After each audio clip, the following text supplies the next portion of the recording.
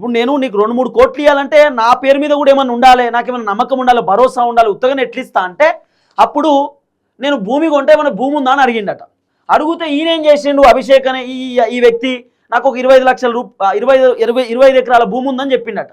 అప్పుడు రమావత్ మధు నేనే కొంటా ఆ భూమి అని చెప్పి వచ్చిండట. వస్తే దాదాపు ఒక 9 కోట్ల రూపాయలకు సంబంధించినటువంటి వర్తు భూమి ఆ 25 ఎకరాలు రమావత్ మధు కొన్నాడట.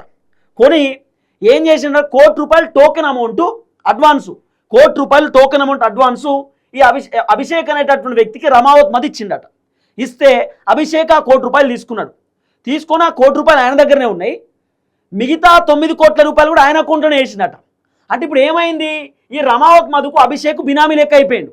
భూమి తీసుకుంటుండు, ఆయన పేరు మీద రిజిస్ట్రేషన్ చేపిస్తుండు, ఎవరిపైన అభిషేక్ పేరు మీదనే రిజిస్ట్రేషన్ చేపిస్తుండు, అభిషేక్ అకౌంట్లోనే పైసలు కొడుతుండు. సో ఈ విధంగా అయిపోయేసరికి బినామీ లెక్క అయిపోయాడు. అయితే ఈ భూమి అయిపోయాక ఓ 3 కోట్ల రూపాయలు ఈ అభిషేక్ రమావత్ మధుకి ఇచ్చినట్టు 9 లక్షల రూపాయలు ఏదో వడ్డీ పైసలు ఈ రమావత్ మధు అభిషేక్ కొట్టినట్టు ఇట్లా దగ్గర అయ్యారు, క్లోజ్ అయ్యారు, బాగా మంచి దోస్తాన్ అయింది. అయిన తర్వాత ఈ రమావత్ మధు అభిషేక్కి చెప్పుడు, అభిషేక్ వాళ్ళ కుటుంబ సభ్యులై వీళ్ళే పైసలు తెచ్చి ఆయనకి ఇచ్చుడు. ఇక వడ్డీలు వ్యాపారం అంతా రెడీ అయింది, వీళ్ళకి వడ్డీలు కొడుతున్నాడు రమావత్ మధు. ఈయన ఏం చేస్తారంటే మా ఉదయ్ ఇచ్చేటటువంటి ₹1,00,00,000 ఈయన చేసే కథ, మా ఉదయ్ ₹1,00,00,000 ఇచ్చిండు అనుకో, ఉదయ్ ₹1,00,00,000 తీసుకుంటాడు రమావత్ మధు, నా ₹1,00,00,000 తీసుకుంటాడు. మళ్ళా మా వాడు సుధీర్ ₹1,00,00,000 తీసుకుంటాడు.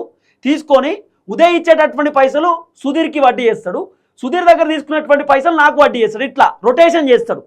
కొత్త వాళ్ళు ఎవరు పైసలు ఇస్తే ఆ పైసలకి వెళ్ళి వడ్డీలు కడతా ఉంటాడు అన్నట్టు. అంతే, పైసలన్నీ వాడుకుంటాడు. కొత్త వాళ్ళు పైసలు కడితే పాత వాళ్ళకి వడ్డీలు ఇచ్చుకుంటూ పోతాడు. గది ఆయన చేసేటటువంటి పని. ఈయన ఏం చెప్తున్నాడు, నాకు పెద్ద పెద్ద పబ్బులు ఉన్నాయి, పెద్ద పెద్ద క్లబ్బులు ఉన్నాయి, రెస్టారెంట్లు ఉన్నాయి, నాకు ఏదేదో ఉన్నాయని చెప్పి ఈ రమావత్ మధు అనేటోడు పెద్ద డైలాగులు చెప్పిండు. సరే అట్లా క్లోజ్ అయ్యారు.